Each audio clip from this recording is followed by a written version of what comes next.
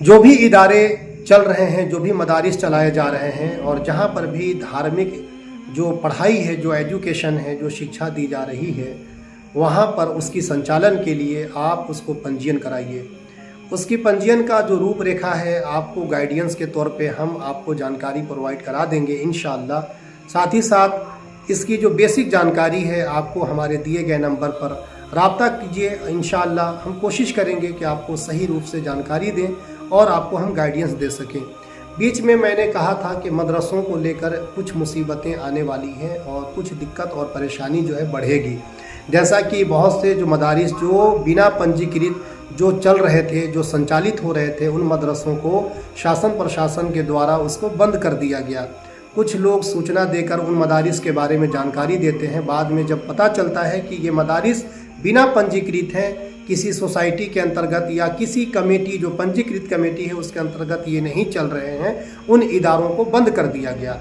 तो अब इन मदारिस की तहफ़्फ़ुज़ और दिफा कैसे की जाए, तो उसका सरल तरीका ये है कि आप अपनी कमेटी खुद की बनाइए या जो मदरसे जिस नाम से चल रहे हैं उसी को एक कमेटी के रूप में बनाकर, उसको कमेटी में एक पंजीकृत कमेटी बनाकर या उस इदारे को उस नाम से सोसाइटी बनाकर जो मेंबरान जुड़े हुए हैं, जो कमेटी के ओहदेदारान हैं, उन तमाम लोगों को शामिल करके एक पंजीकृत कमेटी गठित की जाए, गठन करके उन मदरसों का संचालन की जाए। जैसे कि आज मदरसे में सबसे ज़्यादा जो कमी बेशी मैं देख रहा हूँ, मामला ये है कि जो मदरसे संचालित हो रहे हैं न वहाँ पे कमेटी है, न उनका कोई सिलेबस है और ना ही उनके पास कोई ऐसी व्यवस्था है जहाँ पर आधुनिक शिक्षा दी जाती हो। आज जो मदरसे संचालित हो रहे हैं वो बहुत ज़्यादा ऐसे मकतब मदारिस चल रहे हैं जो कि पंजीकृत है ही नहीं है। अब ऐसे में सरकार को मौका मिल रहा है, बहुत सी ऐसी जगहें हैं जहां पर सरकार जो है मदरसों को इल्लीगल बताकर उन मदारिस को बंद करने की कोशिश कर रही है।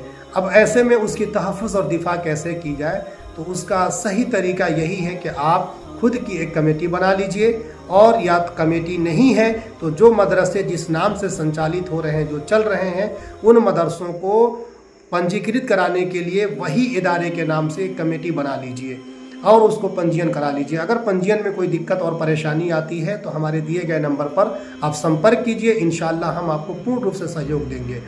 अभी एक बात और गौर करने वाली चीज़ है इसमें, जैसा कि आपको बता दूं, जैसे अभी बोर्ड, जैसे आपने सुना होगा वक्फ बोर्ड के हवाले से बहुत सी बातें उठी और लोग संतोषजनक जवाब भी नहीं दे पाते हैं। आधे से ज़्यादा नहीं बल्कि मैं बोलूँगा कि 99% लोग हैं जो वक्फ के जो भूमि है या जो उसके मामलात हैं, बहुत से लोग जानते ही नहीं हैं, इस बारे में उनको कुछ ज़्यादा जानकारी नहीं है। इसी तरह से मदरसा बोर्ड है क्या, उसके अंतर्गत क्या संचालित होने चाहिए और कैसे होने चाहिए, ये भी बहुत कम लोग जानते हैं। आपको बता दूं कि जो मदरसे एड हैं, जिन मदरसों को मान्यता प्राप्त है और जो मदारिस चल रहे थे, या यूं कह लीजिए कि जिन्हें मानदेय की राशि मिल रही थी, अनुदान की राशि मिल रही थी, और वो मदारिस इस वक्त जो है अभी कहीं ना कहीं किसी हालत में वो बंद हैं, तो बाद में उनके लिए भी समस्याएं बढ़ेंगी। या तो उन इदारों के तमाम मान्यता को रद्द करके वहाँ पे पढ़ाई जो है बंद कराई जाएगी, या ये हो सकता है कि बोर्ड ही को सिरे से खारिज कर दिया जाएगा। आज यही वजह हुआ कि जब वक्फ बोर्ड जो बनी तो यहाँ मुसलमानों के शैक्षणिक, आर्थिक और सामाजिक स्थिति को सुधारने के लिए वक्फ बोर्ड का गठन किया गया था, लेकिन आज भी मुसलमान पसमानदा है।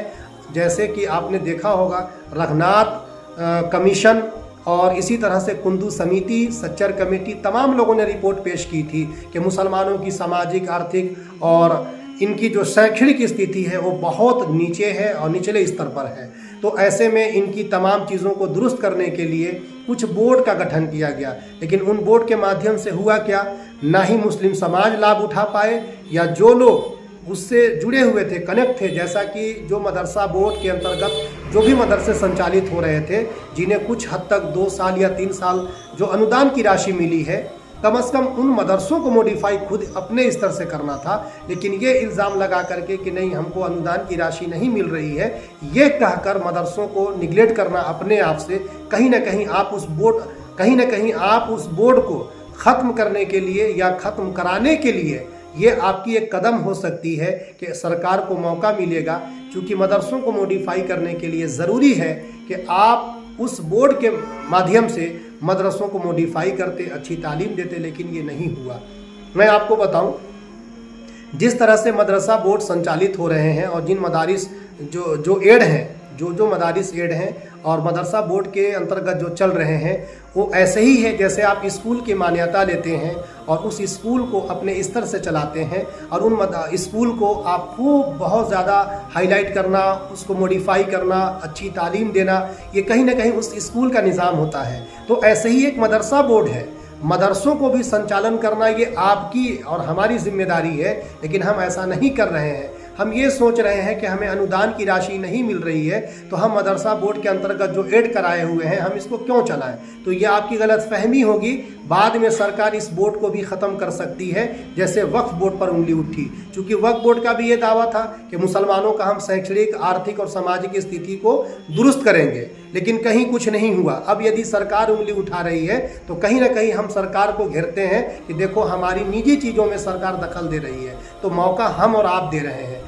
इसी तरह से मैं बताऊं कि जैसे मदरसा बोर्ड जो बनाया गया था, मदरसों में आधुनिक शिक्षा देने के लिए, मॉडर्न एजुकेशन से अल्पसंख्यक समुदाय के बच्चों को जोड़ने के लिए मदरसा बोर्ड का गठन किया गया था, लेकिन मदरसों में उस स्तर से एजुकेशन नहीं दिया जा रहा है।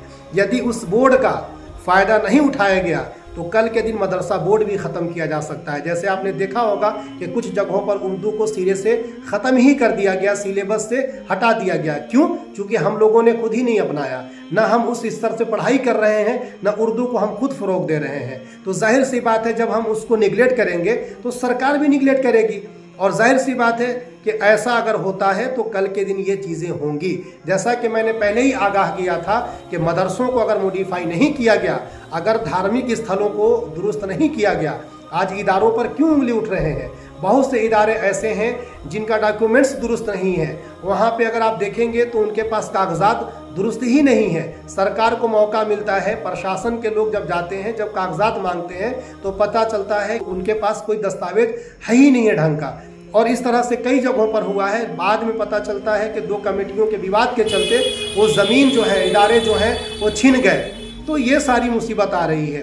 तो मैं आपको बता दूं कि जो भी मदरसा बोर्ड के अंतर्गत जो इदारे एड हैं या चल रहे हैं, उनको आप मॉडिफाई कीजिए। जिस तरह से आप स्कूल की मान्यता लेकर अपने स्तर से उस स्कूल की संचालन करते हैं, उसको अच्छे तरीके से चलाते हैं, सेम वैसे ही आपको एक मदरसा बोर्ड बना करके दिया गया है।